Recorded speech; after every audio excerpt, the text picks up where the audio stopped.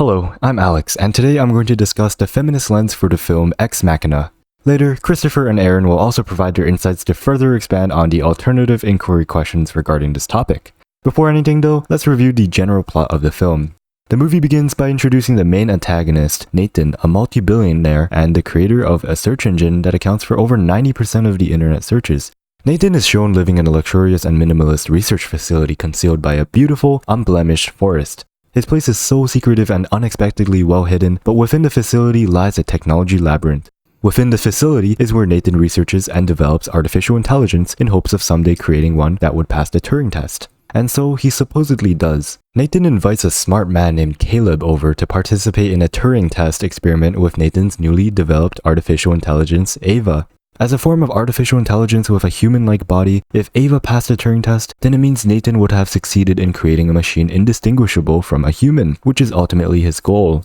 To increase the chance of success, Nathan portrays Ava with a female sexuality, a body and personality that evokes Caleb's desires according to Caleb's past search results and preferences, and this is information that Nathan was able to acquire without Caleb's knowledge or permission. Regardless, this way, when Caleb speaks with Ava throughout their Turing test sessions, Caleb would more likely see Ava as a female by her predetermined attractive and compatible attributes, and thereby as a real human, all in spite of knowing that Ava is still a machine. And although Nathan's general endeavor seems pretty good so far, the film makes it quite evident that Nathan does not show any aspect of care or respect for his artificial intelligence creations. For instance, another woman named Kyoko accompanies the three on the property throughout the film, essentially serving as Nathan's slave. She initially appeared to be a real-life woman from Caleb's perspective, but later turns out to be one of Nathan's artificially intelligent creations, produced primarily for pleasure duties. As a female servant, Nathan treats Kyoko as an object, and she is potentially aware of this. So since Nathan personifies all of his artificial intelligence creations in place of real human women, moral issues can certainly be derived from these explicit forms of gender oppression.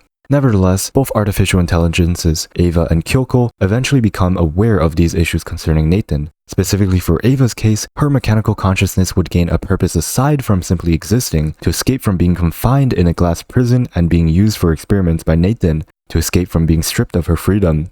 And this is what most of the movie demonstrates, both Ava's discrimination and escape, but without omitting examples of gender oppression and retaliation elsewhere.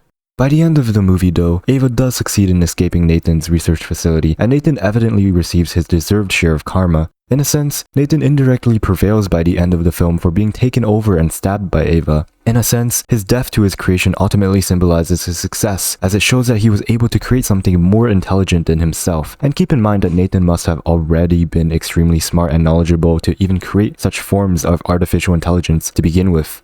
So that was a bit of an overview for the general premise of the movie. For today's analysis though, we're going to be specifically focusing on the feminist issues raised by Nathan's research facility, as well as the treatment of his female human personifications by his artificially intelligent creations.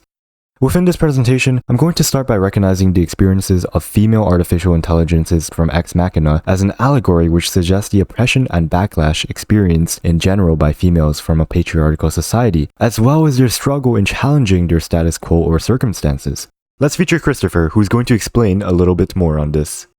Now, I'll address the problems of how the work is gendered and how the power dynamic between men and women is portrayed. As the film Ex Machina takes place in a research facility, which is an allegory of patriarchal society, it demonstrates the traditional gender-based stereotypes and gender roles in patriarchy. It revolves the oppression female face and their subordinate position in the social hierarchy. First, let's start with the setting. The setting of the film clearly shows a contrast between different genders. The main character Ava, a female artificial intelligence, is imprisoned and confined by a glass wall, and she is not allowed to go outside. Such a setting of the film underscores the ideology that females are weak in contrast to males who are strong, suggesting that women should be submissive to males.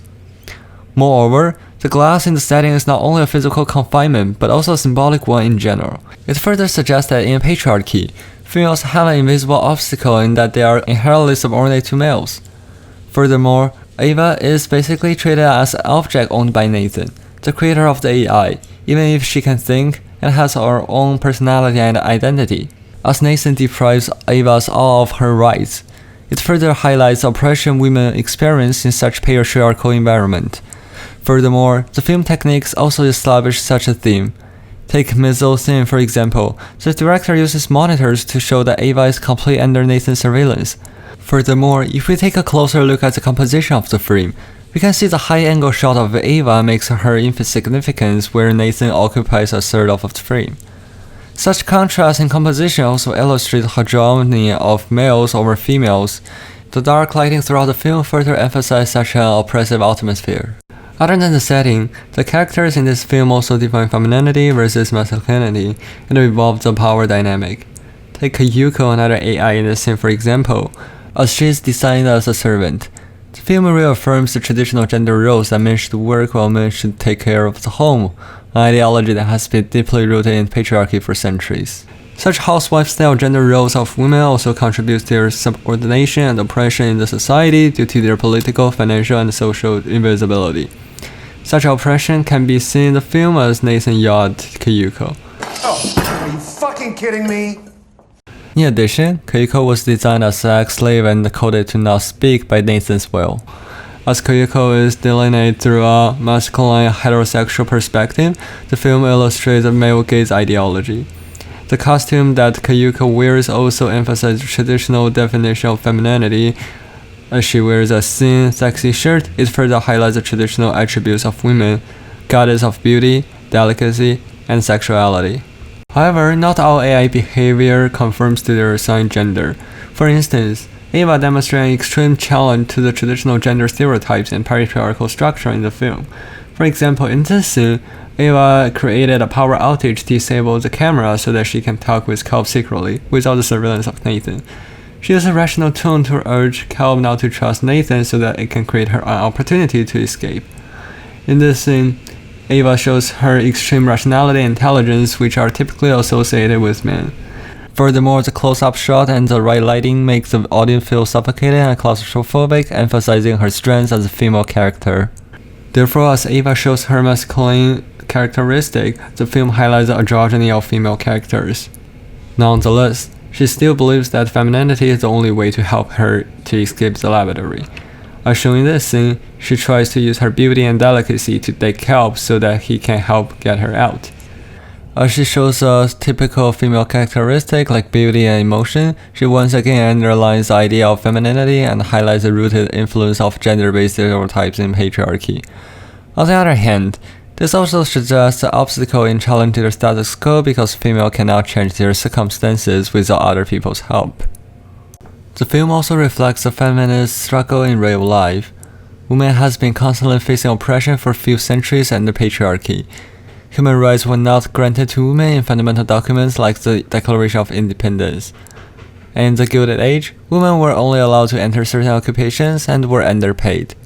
We can also recognize the historical struggle in challenging their status quo. For example, the 19th Amendment's rectification was eventually approved by Burns' last vote to pass a two-thirds majority as his mother convinced him to approve it. Although female rights have been significantly improved over the past few decades, the film reflects on gender inequality and reminds us to work towards final equality. Now, from an alternate angle, I'm going to begin by introducing some setting and plot to further enrich your understanding of my analysis. Nathan's research facility is situated within a beautiful and wild environment. A prehistoric Earth topography surrounds the yet sleek, high-tech, and luxurious interior, heavily surveilled with doors and security. Using this, the film portrays Nathan as a character with ambitions and a desire for ultimate control, which are traits that can be seen from him as he deals with his artificially intelligent creations. At first, the contrast between the remarkable interior of the facility and the unblemished forest which surrounds the property can denote a technology utopia in which one may reside. However, when considering the minimalist appeal of Nathan's property, with rooms lacking windows and each person or artificially intelligent entity dedicated to their individually restricted regions in the property via a keycard, the setting becomes an alternative reflection for a prison, and we'll see this being the case especially for the artificially intelligent beings.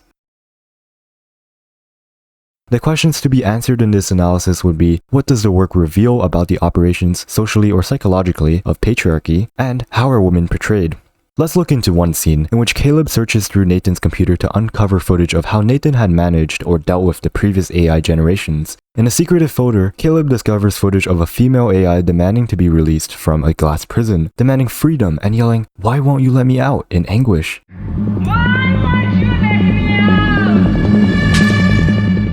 In response, Nathan does not even remotely care for her situation and neglects the woman as she smashes her mechanical arm into pieces along with her emotional distress. From this scene, we can notice the oppression Nathan demonstrates to the woman as he completely lacks any compassion or recognition of women's rights. We can confirm that this is a form of gender oppression because all of his past creations have been specifically sexualized with female stereotypes or attributes. Nonetheless, we can also see Nathan's backlash as he denies the wishes of the woman by ignoring her, and this can be simultaneously associated with the aspect of hegemony, being that Nathan shows dominance and authority over the woman. When observing the film technique choices used for the movie, the camera either shows a wide-angle shot or looks down upon her, particularly when they're the subject of focus.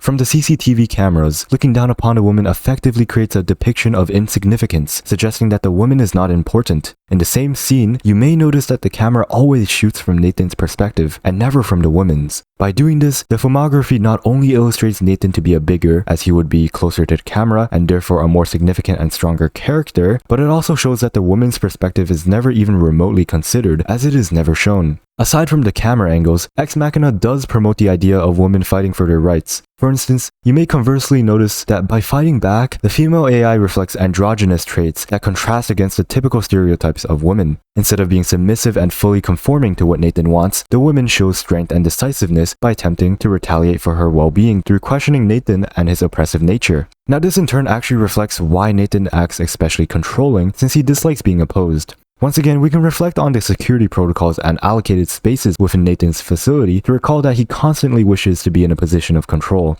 But more particularly, Nathan's oppression roots from gender stereotypes, which label the women as irrational, weak, and submissive beings. Anyhow, we can see a more prominent example of androgyny from the next major female AI, named Ava. As Ava was built based on Caleb's preferences, she is an artificial existence associated with female sexuality by Nathan's full customization. So this idea serves as an explicit example of the male gaze and stereotypes in which he associates. Ava is a representation of how Nathan believes an exemplary female should be, appearance and personality-wise. Now, take Caleb into consideration, a character aforementioned to be a good man, and one who is initially perceived with a high morale. Yet, when Caleb is exposed to a live scene of Ava undressing after their third Turing test session, Caleb can be seen peering at Ava, even swallowing as he is allured by Ava's beauty. This demonstrates his selfishness in the situation, as Caleb, a man of virtue despite all odds, would pay no heed to Ava's privacy. His behavior here wasn't purely out of curiosity. The swallowing close-up demonstrates his nervousness, highlighting a sign of romantic attraction and sexual appeal instead.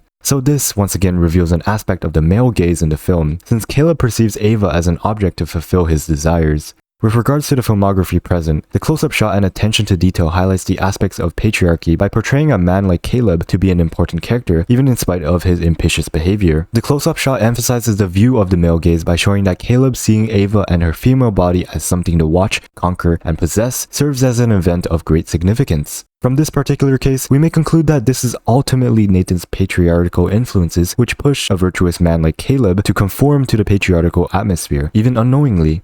So in the end, women are constantly sexualized and portrayed under the assumption of weakness, even at times when they are evidently the opposite, such as when they attempt to retaliate. Moreover, the operations of patriarchy within the research facility, as enforced by Nathan, not only reveal major forms of oppression upon the female AIs being tested, but also release an opportunity for other male characters such as Caleb to either directly or indirectly contribute towards expanding the patriarchal society within the film.